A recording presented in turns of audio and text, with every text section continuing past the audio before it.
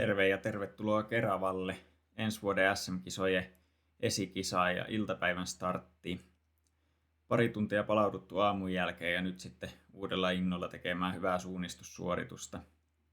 Aamupäivä meni ihan kohtalaisesti, mutta tuli siellä jotain pientä ylimääräistä ajanhukkaa, niin nyt vaan sitten parempaa suoritusta tekemään. K-pisteelle oli taas hyvin matkaa ja ehti ykkösväli kattoo siinä aika hyvin. Lähdettiin heti tämmöiselle aika mukavalle alueelle. Mä tykkään tämmöisistä alueista sprintissä. Näitä on ollut viime vuosina aika monella ulkomaanleirillä just tämän tyyppistä, että on tämmöistä neliönmuotoista asfalttipohjasta aluetta ja Helsingistäkin löytyy näitä aika paljon, niin sielläkin tullut tehtyä. No kakkosväli myös aika selkeä, tämmönen lyhyt väli, jonka jälkeen tulikin sitten tommonen pikkasen pidempi ja siinä olikin sitten jo vähän reitinvalintaakin tarjolla. Mulla kyllä osui heti silmää toi reitivalinta, jolle lähdin tässä, eli toi tuolta vasemmalta takakautta rastille. Oikealta olisi ollut varmasti jonkin verran pidempi.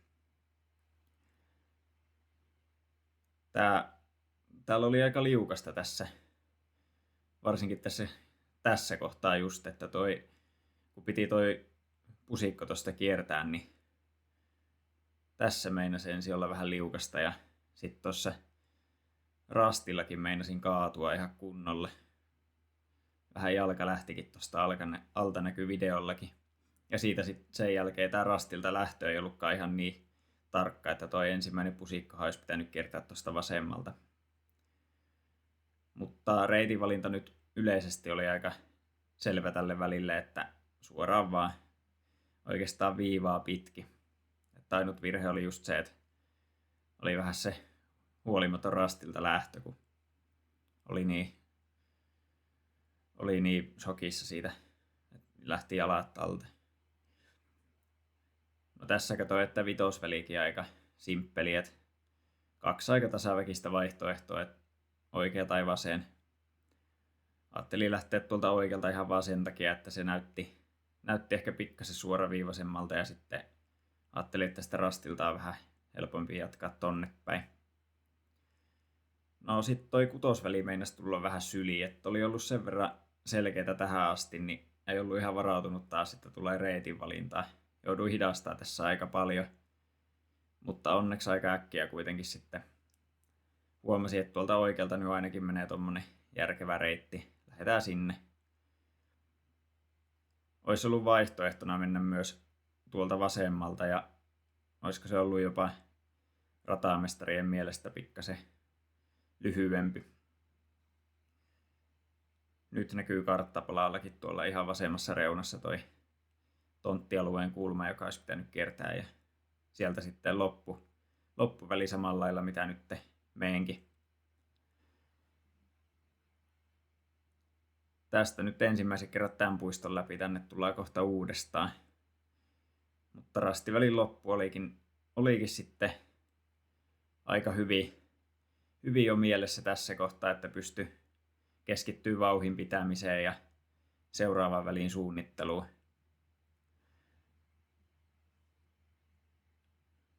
Nämä oli kyllä hyvin aseteltuja nämä tekoaidat täällä, että tuli tosi hyviä reitinvalintavälejä just niiden ansiosta. Että ratamestareille siitä kiitokset. Oli kyllä tosi kiva rata, voin jo nyt paljastaa.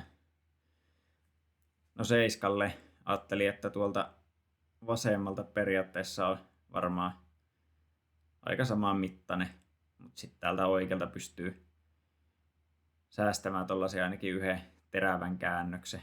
Toki sitten rastilla joutuu tekemään sellaisen uukkarin, mutta tää oli niin tämmönen 50-50 väli, että otin vaan se, joka omaa silmään näytti jotenkin intuitiivisesti paremmalta.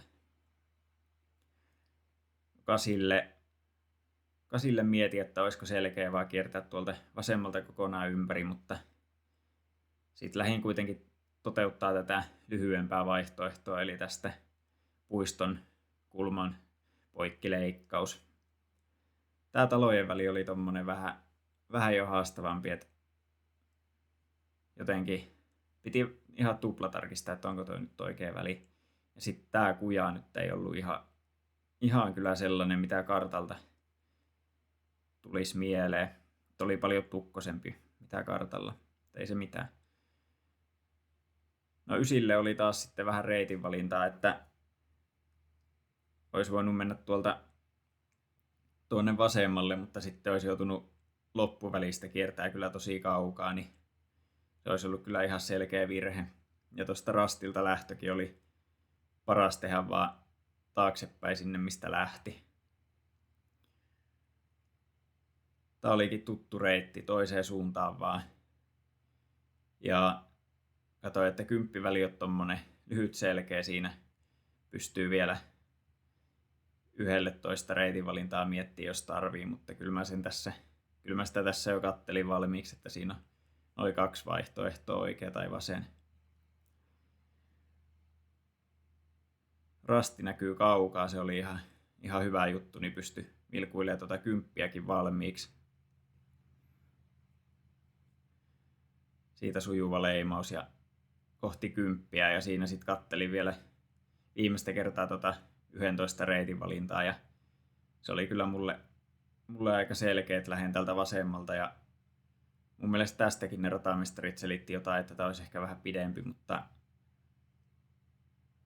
tälläkin välillä taisi kuitenkin pohja-aika tulla täältä puolelta. Tuolla oikealla reitinvalinnalla on tommonen ylimääräinen korkeuskäyräkin, joka pitää mennä ylös alas tuolla mäessä vähän niin se saattoi hidastaa sitä valintaa. No 12 oli taas vähän pidempää väliä, siinäkin oli jonkin verran vaihtoehtoja, mutta niitä ehti tässä kyllä lukemaan tosi hyvin. Ja olin oikeastaan tässä vaiheessa jo päättänyt se reitinvalinnan, mutta sitten tää rastiotto olisi kyllä voinut olla vähän sujuvampi, että tää meni kuitenkin pikkasen hidasteluksi, mutta eipä toinen videolta katsottuna näyttänyt niin pahalta, miltä se tuntui siinä suunnistaessa. Se oli ehkä lopulta sitten kuitenkin aika sujuva. No tälle välille oli sitten kuitenkin lopulta aika selkeä, että lähden tonne vasemmalle päin, koska oikealta joutuisi kuitenkin aika kauas tuosta rastiväliviivasta ja vasemmalta ei tarvii ihan mennä niin kauas. Ja tästä pääsi aika suoraviivaisesti menemään tästä esimerkiksi just tämän pellon läpi vaan suoraan ja sitten tuolta noiden seuraavien talojen välistä, niin tää oli kyllä paras valinta tälle välille. Tällä välillä taisi käydä sellainen, että hävisin jonkun 8 sekuntia väliin nopeimmalle, mutta silti olinkohan toisiksi nopein. Tumppi pisti vähän tossua toiseen eteen tossa. Itekin kyllä yritin ihan juosta, mutta en vissiin tarpeeksi kovaa. Tää olisi pitänyt katsoa etukäteen. Kun näin noi portaat, niin katsoin, että onpa ikävät, että tosta olisi kiva mennä ehkä portaiden vierestä, mutta kun en ollut etukäteen tarkistanut, että onko siinä ihan peruskeltaista vai onko jotain piha-aluetta, niin menin sitten kiltisti portaita, kun en ollut varma, enkä halunnut enää siinä kohtaa hidastaa ja tarkistaa.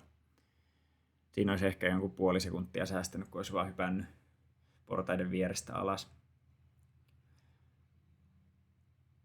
13 oli siinä mielessä helppo, että pystyi palaamaan vaan takaisin samaa reittiä, mistä oli tullutkin tähän 12. Mutta tällä välillä mulla tuli aika huono väliaika, että väli alku oli sit kuitenkin vähän tämmönen ehkä hidas.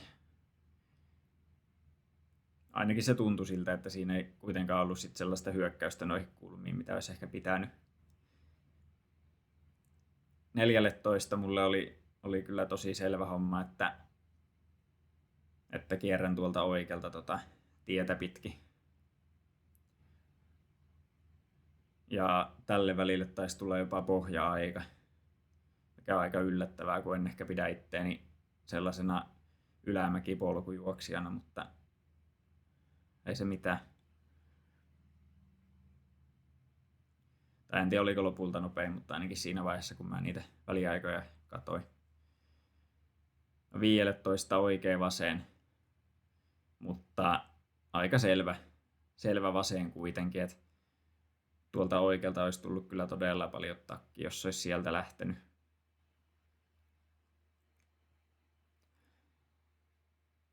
Ja katoin tässä 15 mennessä, että toi 16 väli on ihan selvä, että en ala tässä alamäessä lukea vielä loppuradan säksätyksiä, että keskityn tässä alamäessä semmoiseen rentoon rullailuun ja tossa sitten 16 mennessä luen loppurataa niin paljon kuin kerkeen, koska katoin, että siellä tulee olemaan taas vähän teknisempää pätkää, just sellaista vähän samantyyppistä aluetta kuin radan alussa. Eli todella mukavaa sprinttisuunnistusaluetta. Sama alue, missä käytiin myös aamupäivän kisassa. Jos et ole sitä vielä kattonut, niin käyhän vilkaisee. Se löytyy tuolta mun kanavalta myös. Mutta joo, tässä koitin kuitenkin pitää ihan hyvää vauhtia, vaikka luinkin vähän noita seuraavia välejä. Ja pääsin kyllä aika pitkälle tuossa loppuradassa. Et ainakin sillä lailla, että tarkistin, että siellä ei ole mitään jekkuja enää jäljellä. Että jos joku reitivalinta osuu silmään, niin se on varmaan ihan ok. Tässä 16 lähestyessä mä moneen kertaan tarkistin, että eikö tosta oikeasti pääse suorempaan lähteet. Kun tossa oli noin olivivihreät alueet, niin mä olin kyllä niin nähnyt ne, mutta sitten mä koitin kuitenkin etsiä, että pääseekö sitä menee suoraan mitenkään. No eihän sitä päässyt.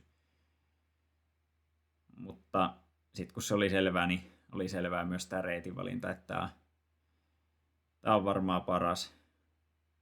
Ja nyt kun katsoo, niin olisi tuolta näköjään vasemmaltakin voinut mennä tuon piha-alueen keskeltä, mutta ei siinä ainakaan paljon nopeampi olisi varmaan ollut.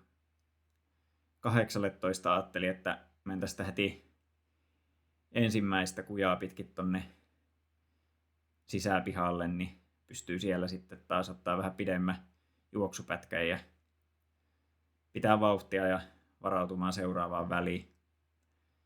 Toi olikin oikeastaan sitten radan viimeinen mahdollisuus tehdä virhettä toi 19, että piti tajuta lähteä tältä vasemmalta. Lukea toi väli oikeasti huolella loppuun asti, että jos tonne suoraan tosta olisi jatkanut oikealle valinnalle, niin siellä olisi kyllä tullut varmaan aika paljon tappioa. Että lyhyilläkin väleillä kannattaa kyllä lukea ihan loppuun asti. Meinasinkohan tossakin äsken kaatua, kun heilahti vähän. Mutta joo, 20 oli aika selvä reitinvalinta, mutta sitten kuitenkin tämä ei ollut niin selvä tämä toteutus, että lähti vähän tämmöiseksi seilailuksi tässä sisäpihalla ja en saanut pidettyä sellaista loppukirivaihetta siinä päälle. Et sillä välillä hävisin pari sekuntia nopeammille ja no sitten loppukiri uudestaan käyntiin tässä ja pahoittelut tolle perheelle. Kyllä mä sen verran katsoin, että en mä ollut päälle juoksemassa. Mutta joo, kivat kisat oli. Kattokaa toki videon kuvauksesta, mistä löydätte lisää videoita tai voi tukea kanavaa muutenkin. Kiitos, katsoitte, moro!